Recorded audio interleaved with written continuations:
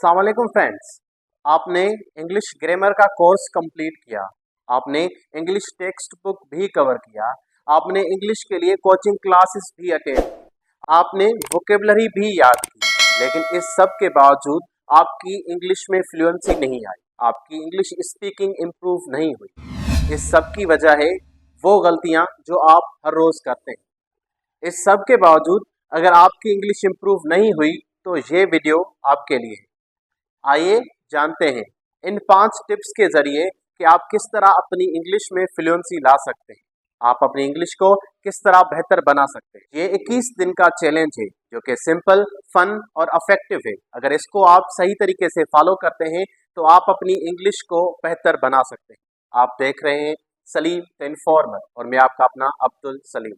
और जो लोग इस चैनल पर नए हैं काइंडली चैनल को सब्सक्राइब कीजिएगा और बेल आइकन को क्लिक कर दीजिएगा।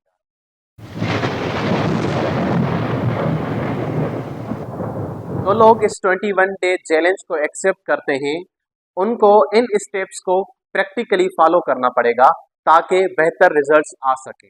चलिए शुरुआत करते हैं। Step number 1, listening exercise. Listening exercise के लिए आपको केयरफुली लिसन करना पड़ेगा। आपको मुख्तलिफ जरियों से लिसन करना पड़ेगा, पॉडकास्ट, मूवीज या फिर क्रिकेट, जो भी चीजें आपको पसंद है और जो डेली रूटीन में आप देखते हैं वो सारी चीजें आप इंग्लिश में देखें। इसकी एक सिंपल सी मिसाल ले लें कि आप जो मदर टंग यूज करते हैं वो शुरुआत में आपने सुनी थी, सुनने के बाद आप फिर स्पीकिंग पर आए और फिर प्रैक्टिस के बाद आपको उस मदर टंग में फ्लुएंसी आई। इसी तरीके से आप इंग्लिश के लिए भी लिसनिंग को बेहतर बनाओ। जितना आप लिसनिंग एक्सरसाइज को बेहतर बनाएंगे उतना आप एडवांटेजियस सिचुएशन पर होंगे कि आपकी इंग्लिश बेहतर हो सके। लिसनिंग एक्सरसाइज के साथ मैं एक चीज जोड़ देता हूँ कि आप इसके साथ साथ हर रोज लिखना भी शुरू करें। 21 दिन तक आप हर रोज कोई ना कोई चीज नोट डाउन करें। अगर आपने कोई इंग्लिश में मूवी देखी, आपने कोई पॉडकास्ट पर वीडियो देख ली या फिर आपने कोई टेड टॉक देख ली यूट्यूब पर, वो आप समराइज करके किसी पेज पर नोट डाउन कर दें। बेशक वो 10 लाइन्स हो, 5 लाइन्स हो या फिर 15 लाइन्स हो, लेकिन हर रोज लिखने की प्रैक्टिस भी होनी चाहिए। यानी कि लिसनिंग और राइटिंग आपकी साथ साथ चलनी चाहिए। Step number 2, practice speaking. क्योंकि स्पीकिंग ही है जिसके लिए हम तैयारी कर रहे हैं, बस सिर्फ लैंग्वेज का ही फर्क है। प्रैक्टिस स्पीकिंग में आप डेली रूटीन में मुख्तलिफ जुमले बोल सकते हैं। जैसा कि अगर आप क्लास में बैठे हैं तो आप बोल सकते हैं this is my book, this is my pen, this is whiteboard और teacher is coming in the class, I am going out of the class.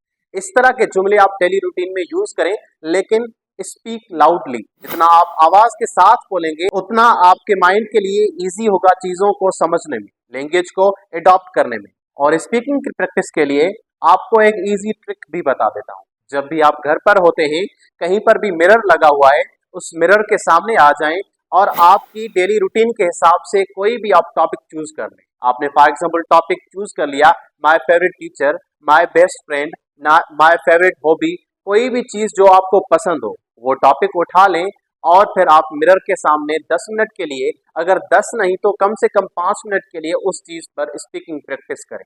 और हाँ, इसके साथ जब आप मिरर पर प्रैक्टिस कर रहे होते हो, आप अपने जेस्चर्स पर फोकस करें कि आपकी बॉडी एक्सप्रेशंस क्या हैं, आपकी आई कांटेक्ट किस तरह है, आप किस तरह अपनी स्पीच डिलीवर कर रहे हो। ये सारी चीजें आपकी फोकस में होनी चाहिए कि आपकी डिलीवरी कैसे है और आपकी बॉडी लैंग्वेज किस तरह की। स्पीकिंग प्रैक्टिस के बाद आप रीडिंग पर आ जाएं। हम यूजुअली रीड तो करते हैं, लेकिन हम दिल में ही यानी कि दिमाग में ही उनको रीड कर रहे होते हैं। कोई भी न्यूज़पेपर, बुक हो या फिर नावल, आप उठा लें, आप उसको लाउडली रीड करना शुरू करें।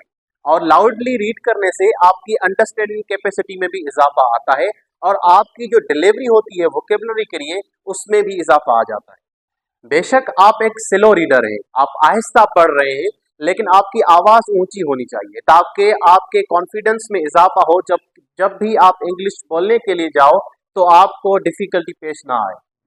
स्पीकिंग प्रैक्टिस और रीडिंग प्रैक्टिस दोनों को जब हम मिक्स करते हैं तो हम एक और स्टेप पर आ जाते हैं जो कि है स्टेप नंबर 4, और वो चीज है पिक्चर ट्रिक। आपके पास कोई भी पिक्चर है, आप उस पिक्चर पे एनालिसिस करें, उसके बाद आप उस पिक्चर में कोई भी चीज बता सकते हैं। For example this is a tree, this is a boy, this is a girl, आप उस पिक्चर में जो भी चीजें देखते हैं, आप उस पर एक स्टोरी भी बना सकते हैं। अगर स्टोरी नहीं तो कम से कम आप उन चीजों पर पॉइंट आउट करके बता सकते हैं कि वो क्या चीजें हैं, और इस तरह आपकी स्पीकिंग यानी कि रीडिंग दोनों चीजें बेहतर होंगी। और अब हम बात करते हैं पांचवें स्टेप की, जो कि है कॉन्फिडेंस। क्योंकि किसी भी चीज के करने के लिए आपको कॉन्फिडेंस की जरूरत होती है, खुद में एतमादी की जरूरत होती है, सेल्फ बिलीफ की जरूरत होती है। फॉर एग्जाम्पल, अगर आप इंग्लिश बोलना चाहते हैं लेकिन क्लास में आप ये महसूस करते हैं कि आपको ट्रबलसम हो रही है, आप परेशान हो रहे हैं, आप ये सोचते हैं कि अगर आपने इंग्लिश में कोई वोकेबलरी गलत बोल दी या फिर प्रोनाउंसिएशन कुछ गलत बोल दी, हो सकता है कि बाकी स्टूडेंट्स आप पर हंसने लगे।